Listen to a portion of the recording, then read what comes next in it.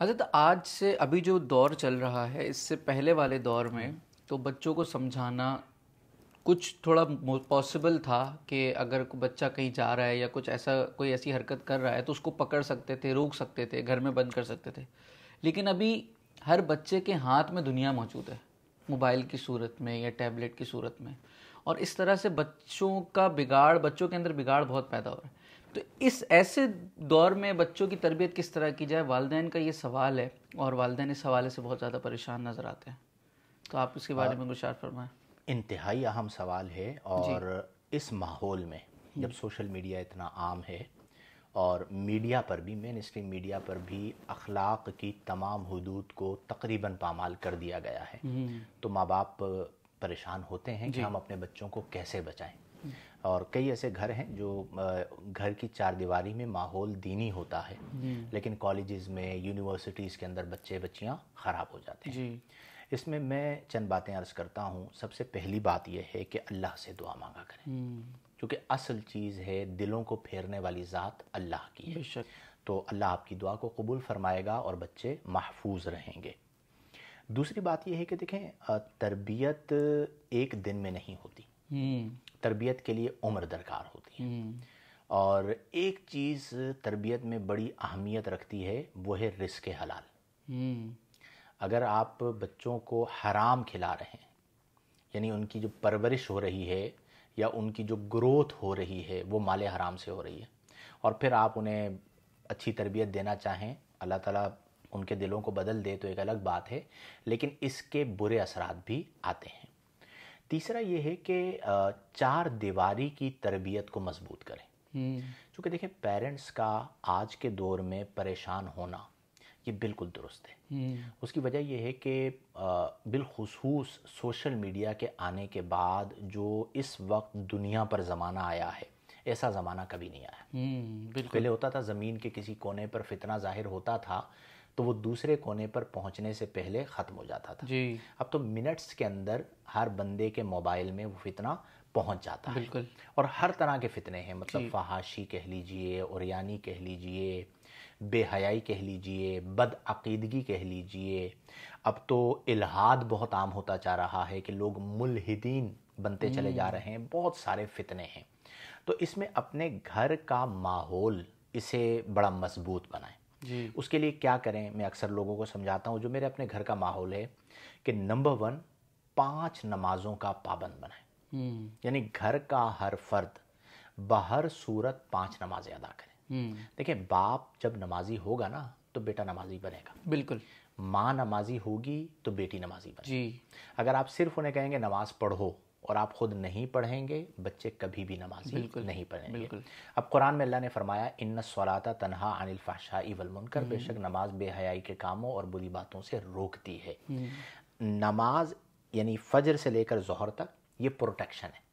کہ آپ نے فجر پڑھی ہے، اب ظہر تک کوئی سبب آئے گا بھی جس کی وجہ سے بندہ گناہ کی طرف مائل ہو تو نماز اسے بچا لے گی. پھر ظہر سے عصر، عصر سے مغرب، مغرب تا عشاء. تو ایک تو یہ ہے کہ اپنے بچوں کو پنجگانہ نمازی بنائیں، پہلی چیز. دوسری یہ ہے کہ اپنے گھر میں تلاوت قرآن کا ماحول بنائیں. چونکہ تلاوت جو ہے نا وہ دل کے زنگ کو دور کرتی ہے. نبی کریم صلی اللہ علیہ وسلم نے فرمایا کہ جس طرح لوہے کو زنگ لگ جاتا ہے اس طرح دلوں کو بھی زنگ لگ جاتا ہے. عرض کی گئی فما جلا اوہا یا رسول اللہ، آقا کریم صلی اللہ علیہ وسلم اس کی جلا کیا ہے، یعنی دل کا زنگ کیسے دور ہوگا. تو آقا کریم نے فرمایا کہ تلاوت القرآن، یعنی قرآن کی تلاوت، وکثرت ذکر الموت، اور موت کا ذکر کثرت کے ساتھ. تو یہ 2 چیزیں جو ہے وہ دل کے زنگ کو دور کرتی ہیں. تو گھر میں دن کا آغاز تلاوت قرآن سے ہو. تیسری چیز، اپنے بچوں کو عادی بنائیں کہ وہ درود پاک پڑھیں روزانہ. اب جیسے بچے سونے کے لیے جاتے ہیں نا تو آپ انہیں ایک تو یہ کوشش کریں کہ تلاوت قرآن لگا دیں، سورہ ملک چلا دیجیے، وہ سنتے سنتے بچے سو جائیں. ہمارے گھر میں یہ عادت ہے کہ بچے جب سونے لگتے ہیں تو سورہ ملک چلا دی جاتی ہے.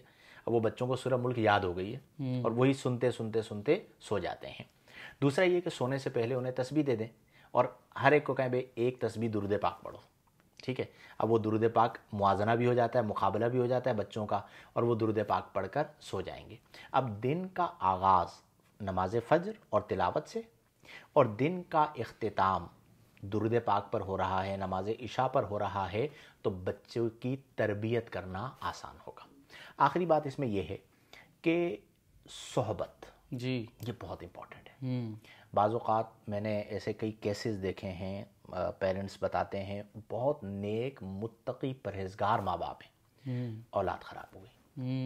اچھا، کہ جس گھر میں بیٹا خراب ہو جائے یا بیٹی خراب ہو جائے، اور اگر بیٹی خراب ہو جائے تو یہ زیادہ آزمائش ہوتی ہے آج کل کے دور کے اندر، تو پورا گھر جو ہے وہ گویا کہ برباد ہو جاتا ہے۔ کئی ایسے واقعات ہیں کہ بچیوں نے غلطیاں کی ہیں، باپ اور بھائی معاشرے کے اندر سر اٹھا کے نہیں جی سکتے کسی بھی وجہ سے۔ العاقل تکفیہ الاشارہ، سمجھدار کو اشارہ کافی ہے۔ تو یہ جو خرابی آتی ہے اس کی وجہ کیا بنتی ہے؟ صحبت۔ آپ کو یہ پتہ ہونا چاہیے کہ میرا بچہ یا میری بیٹی کیسے لوگوں کے ساتھ اس کی دوستی ہے، جی، نمبر 1۔ نمبر 2، وہ موبائل پر کیا دیکھ رہی ہے۔ اب دیکھیں، یہ جو اسمارٹ فون ہے نا، یہ بہت بڑی آزمائش ہے۔ میں اکثر کہتا ہوں کہ گھر میں اسمارٹ فون پوری فیملی کا ایک ہونا چاہیے، اور اس میں پاس ورڈ نہیں ہونا چاہیے۔ باقی عام استعمال کے لیے، یعنی رابطے کے لیے آپ بٹن والا موبائل دے دیں، سستے والا۔ آپ نے جب الگ کمرے کے اندر لڑکے یا لڑکی کو اسمارٹ فون دے دیا، انٹرنیٹ کا کنیکشن دے دیا، وہ نہیں بچ سکتے، کیونکہ اسکرول کرتے ہوئے بھی کوئی نہ کوئی چیز سامنے آئے گی۔ جی، اور آپ کو پتہ ہے الگوریدم ہے، جس چیز پر رکے چند سیکنڈز کے لیے، پھر وہی ساری چیزیں آپ کے سامنے آتی چلی جائیں گی۔ تو اب وہ بچے بربادی کی طرف جائیں گے۔ یعنی ابھی میں ایک ویڈیو مجھے کسی نے دکھائی یا میری نظروں سے گزری کہ ایک بندہ عین خانہ کعبہ کے سامنے بیٹھ کر گیم کھیل رہا ہے۔ جی، یعنی سامنے خانہ کعبہ ہے، اس کا موبائل کھلا ہوا ہے، پیچھے سے کسی نے ویڈیو بنائی ہے، تو وہ موبائل پر گیم کھیل رہا ہے۔ جی، جی، ٹھیک ہے۔ اسی طرح جن کو بار بار مطلب عادت ہو جاتی ہے موبائل یوز کرنے کی، وہ سبز گنبد کے سامنے بیٹھے ہوئے ہیں اور فیس بک پہ دیکھ رہے ہیں۔ جی، اب اس کے اوپر الٹی سیدھی ویڈیو آ گئی، گانے کی ویڈیو آ گئی، آپ مجھے بتائیے کس قدر بے ادبی۔ جی، مسجد میں آ جاتے ہیں، مسجد کے اندر وہ اپنا فیس بک یوز کر رہے ہیں، یوٹیوب یوز کر رہے ہیں، تو اس پہ غیر شرعی چیز تو سامنے آئے گی۔ جی، بالکل۔ تو آپ اس کے تقدس کو تو خود پامال کر رہے ہیں۔ تو موبائل کا استعمال کم از کم کروائیں، اور بچیوں کو ایک چیز سمجھائیں، وہ کیا ہے؟ حیا۔ دیکھیں، اس وقت ہماری جو جنریشن ہے نا، اس کو بے غیرت، بے شرم اور بے حیا، معذرت کے ساتھ میں یہ الفاظ استعمال کر رہا ہوں، لیکن چونکہ یہ ریئلٹی ہے، یہ بنایا جا رہا ہے، اور اس حوالے سے کانٹینٹ لکھا جا رہا ہے، کریٹ کیا جا رہا ہے۔ لوگوں نے، آپ دیکھیں نا، اب پیسہ، اور اس کو ماڈرنزم کا نام دیا جا رہا ہے۔ ماڈرنزم کا نام دیا جا رہا ہے، ایزی منی ہے نا جی۔ تو آپ دیکھیں کہ لوگ، جو ہمارے یہاں ایک اصطلاح چلی ہے پوڈ کاسٹنگ کہہ لیجئے، اور ولاگنگ، جی، جی، یہ دو چیزیں آج لوگ کر رہے ہیں کس لیے؟ شعور بیدار کرنے کے لیے نہیں، لوگوں کو ترقی دینے کے لیے نہیں، پیسہ کمانے کے لیے۔ اب تو لوگ صرف فیملی دکھا رہے ہیں۔ کیا کمانے کے لیے؟ پیسہ۔ آپ دیکھیں کہ جب آپ کی سوچ یہ ہو جائے کہ عزت رہے یا نہ رہے، فیم ملنا چاہیے، جی، اور اس لیے ملنا چاہیے کہ اس سے پیسہ آئے گا، جی، ٹھیک ہے، تو آپ پھر ہر حد کراس کر جائیں گے۔ میں اکثر لوگوں کو سمجھاتا ہوں، اپنے مسلمان بھائیوں کو، بہنوں کو، کہ دیکھیں آپ جو بھی کام کر رہے ہیں نا، آپ یوں سوچیں کہ میری تیسری نسل یہ کام دیکھے گی۔ اب تو ویڈیو آ گئی ہے نا، ہم نے تو بزرگوں کے کام یا آبا و اجداد کے، ہمارے دادا کا کیا کام تھا ہمیں نہیں پتا، جی، پردادا کا کیا تھا ہمیں نہیں پتا، اب تو آپ ریکارڈ چھوڑ کر جا رہے ہیں۔ جی، آپ کی چوتھی نسل بھی کہے گی یہ میرا پردادا تھا، لکڑ دادا تھا، ٹھیک ہے، وہ آپ کو دیکھ کر آپ کے بارے میں کیا رائے قائم کریں گے؟ اگر آپ کے ذہن میں یہ چیز ہوگی نا، تو آپ ولگیرٹی کی طرف نہیں جائیں گے، بے غیرتی کی طرف نہیں جائیں گے۔ پیسے کی کیا حیثیت ہے؟ اگر آپ پیسے کے لیے اپنی عزت کو، اپنی فیملی کی عزت کو داؤ پہ لگا دیں، تو مجھے نہیں لگتا کہ پھر آپ کوئی دین کی بھی حیا کریں گے۔ ٹھیک ہے نا، جب بندہ جری ہو جاتا ہے نا، تو کہا گیا نا کہ شرم نبی خوف خدا، یہ بھی نہیں وہ بھی نہیں، تو پھر بربادی آئے گی۔ تو اپنے بچوں کی گیدرنگ کو دیکھیں کہ وہ کن لوگوں کے ساتھ بیٹھ رہے ہیں، اور موبائل کا استعمال کم از کم رکھیں، غیر ضروری طور پر آپ انٹرنیٹ سے کنیکٹ نہ رہیں۔ تو ان تمام چیزوں کا خیال رکھیں، اور بچوں کو اچھے لوگوں کی صحبت میں بٹھائیں۔ دیکھیں، پہلے کیا ہوتا تھا کہ لوگ اپنے بچوں کو علماء کے پاس لاتے تھے، خانقاہوں میں لاتے تھے، ٹھیک ہے، آپ اپنے ساتھ لے کر جائیں، چونکہ آپ یہ کہتے ہیں کہ بہت سارے ایسے واقعات ہوئے کہ جن کی بنا پہ ہمیں ڈر لگتا ہے، تو اپنے بچوں کی پروٹیکشن تو اپنے ہاتھ میں رکھیں. انسان ہوتا ہے، وہ کسی بھی صورت حال میں بہک سکتا ہے. لیکن آپ خود کسی دینی پروگرام میں جا رہے ہیں تو اپنے بچوں کو لے کر جائیں نا. آپ مسجد میں نماز پڑھنے جا رہے ہیں تو اپنے بیٹے کو ساتھ لے کر جائیں. اب بیٹا جب آپ کے ساتھ کئی سالوں تک مسجد میں جا رہا ہے تو وہ نمازی بنے گا. جی بالکل. اور اگر آپ اسے نہیں لے کر جائیں گے تو پھر وہ نمازی نہیں بنے گا. تو ان تمام امور کا خیال رکھیں، اللہ سے دعا کریں. بہرحال بہت مشکل دور ہے. بچوں کی تربیت تو کجا، اب تو بڑوں کی تربیت بڑی مشکل ہو گئی. مطلب بڑے بہکتے چلے جا رہے ہیں. تو اللہ کا خوف دل میں رکھیں، نبی کریم صلی اللہ علیہ وسلم سے حیا دل میں رکھیں، اور اس بات کو پیش نظر رکھیں کہ اسلام کل کا کل خیر اور حیا پر مشتمل ہے. کوئی ایسی چیز جو بے حیائی والی ہو وہ میں نے نہیں دیکھنی. آپ دیکھیں یہ کتنی المناک بات ہے کہ آج جو ہیرو ہیں، آج کی جنریشن کے جو ہیروز ہیں، وہ اپنے زمانے کے سب سے بڑے بے شرم، سب سے بڑے بے حیا اور سب سے بڑے بغیرت ہیں. اور یہ میں یعنی یہ جو جملہ میں کہہ رہا ہوں یہ میں تعصب کی وجہ سے نہیں کہہ رہا.